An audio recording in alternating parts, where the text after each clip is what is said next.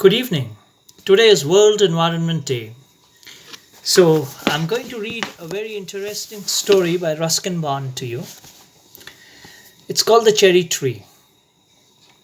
One day, when Rakesh was 6, he walked home from Masuri Bazaar eating cherries.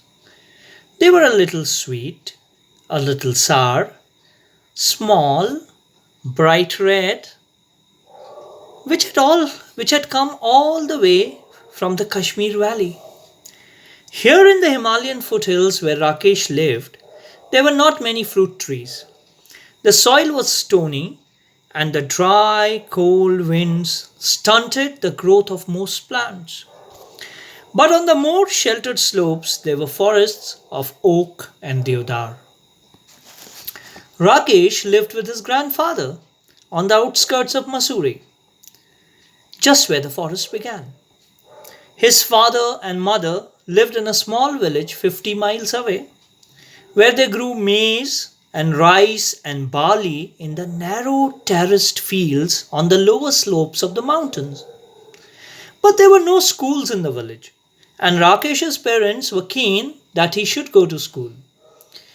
As soon as he was of school going age, they sent him to stay with his grandfather in Mussoorie.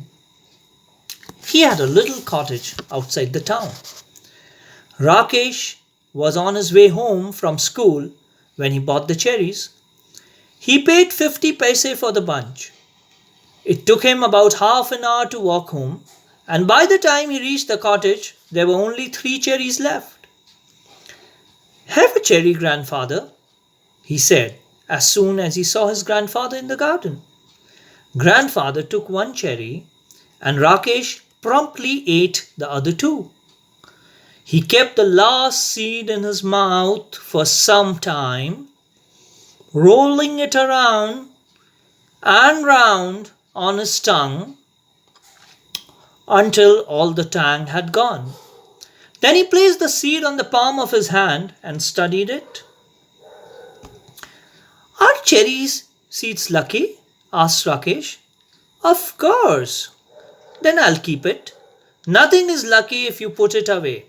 If you want luck, you must put it to some use," said grandfather. "What can I do with the seed?" "Plant it." So Rakesh found a small space and began to dig up a flower bed. "Hey, not there," said grandfather. "I have sown mustard in that bed. Plant it in that shady corner where it won't be disturbed." Rakesh went to a corner of the garden where the earth was soft and yielding. He did not have to dig. He pressed the seed into the soil with his thumb, and it went right in. Then he had his lunch and ran off to play cricket and forgot all about the cherry seed. When it was winter in the hills, a cold wind blew down from the snows and went woo, woo, woo in the deodar trees. And the garden was dry and bare. In the evenings, grandfather and Rakesh sat over a charcoal fire, and grandfather told Rakesh stories about people who turned into animals, and ghosts who lived in the trees, and beans that jumped, and stones that wept. And in turn, Rakesh would read to him from the newspaper. Grandfather's eyesight being rather weak, Rakesh found the newspaper very dull, especially after the stories, but grandfather wanted all the news. They knew it was spring when the wild duck flew north again to Siberia. Early in the morning, when he got up to chop wood and light a fire, Rakesh saw the V-shaped formation streaming northward, the calls of the birds carrying clearly through the mountain air. One morning, in the garden, he bent to pick up what he thought was a small twig and found to his surprise that it was well rooted. He stared at it for a moment and then ran to fetch grandfather, calling, "Dada, come and look, the cherry tree has grown up." "What cherry tree?" asked grandfather, who had forgotten about it. The seed we planted last year. Look, it's come up. Rakesh went down on his haunches, while grandfather bent almost double and peered down at the tiny tree. It was about 4 inches high. Yes, it's a cherry tree, said grandfather. You should water it now and then. Rakesh ran indoors and came back with a bucket of water. Don't drown it, said grandfather. Rakesh gave it a sprinkling and circled it with pebbles. What are the pebbles for? Asked grandfather. For privacy, said Rakesh. He looked at the tree every morning, but it did not seem to be growing very fast. So he stopped looking at it except quickly out of the corner of his eye. And after a week or two, when he allowed himself to look at it properly, he found that it had grown at least an inch. That year, the monsoon rains came early, and Rakesh plodded to and from school in raincoat and gumboots. Ferns sprang from the trunks of trees, strange-looking lilies came up in the long grass, and even when it wasn't raining, the trees dripped and mist came curling up the valley.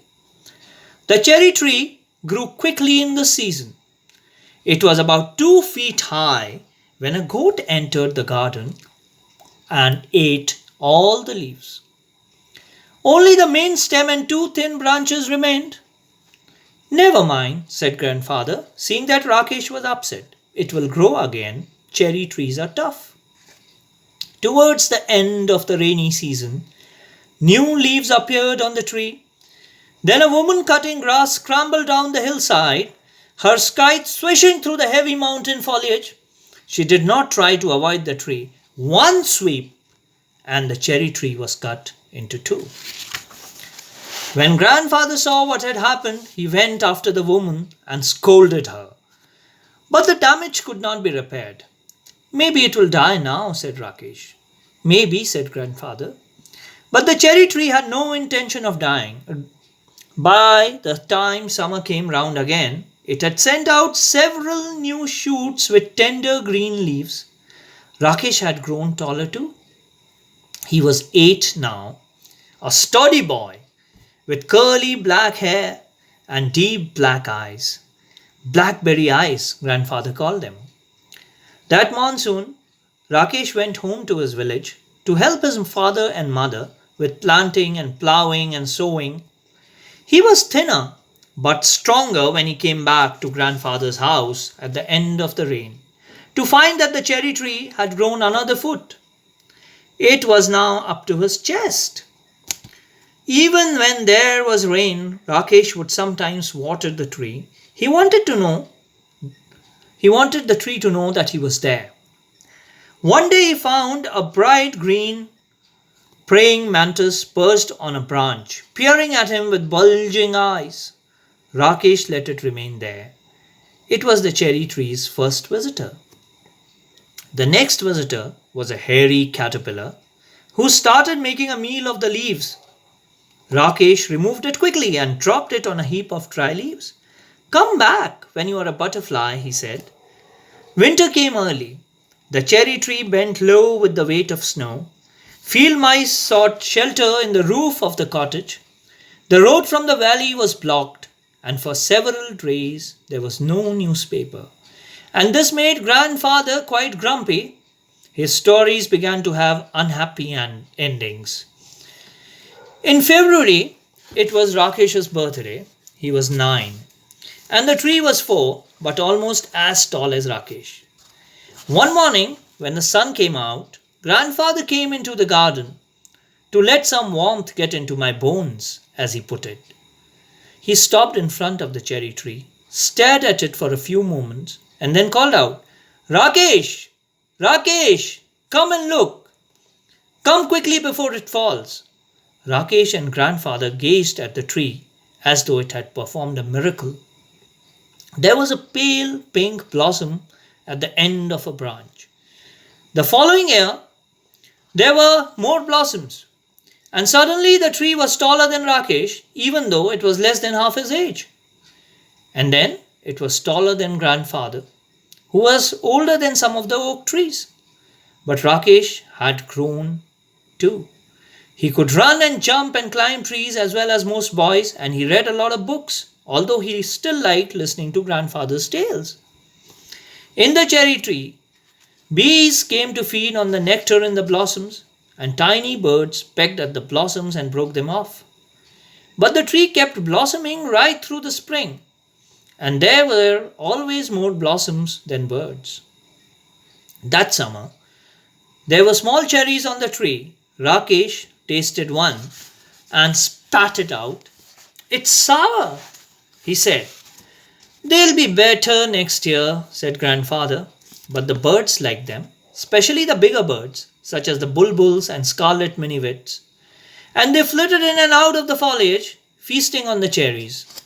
On a warm, sunny afternoon, when even the bees looked sleepy, Rakesh was looking for grandfather without finding him in any of his favorite places around the house. Then he looked out of the bedroom window and saw grandfather reclining on a cane chair under the cherry tree. "There's just the right amount of shade here," said grandfather, "and I like looking at the leaves." "They're pretty leaves," said Rakesh, "and they're always ready to dance if there's breeze." After grandfather had come indoors, Rakesh went into the garden and lay down on the grass beneath the tree. He gazed up through the leaves at the great blue sky, and turning on his side, he could see the mountains striding away into the clouds. He was still lying beneath the tree when the evening shadows crept across the garden. Grandfather came back and sat down beside Rakesh, and they waited in silence until the stars came out and the nightjar began to call. In the forest below, the crickets and cicadas began turning up, and suddenly the trees were full of the sound of insects. "There's so many trees in the forest," said Rakesh. "What's so special about this tree? Why do we like it so much?" "We planted it ourselves," said grandfather. "That's why it's special." "Just one small seed," said Rakesh, and he touched the smooth bark of the tree that had grown. He ran his hand along the trunk of the tree and put his finger to the tip of a leaf. "I wonder," he whispered, "is this what it feels to be God?" Thank you.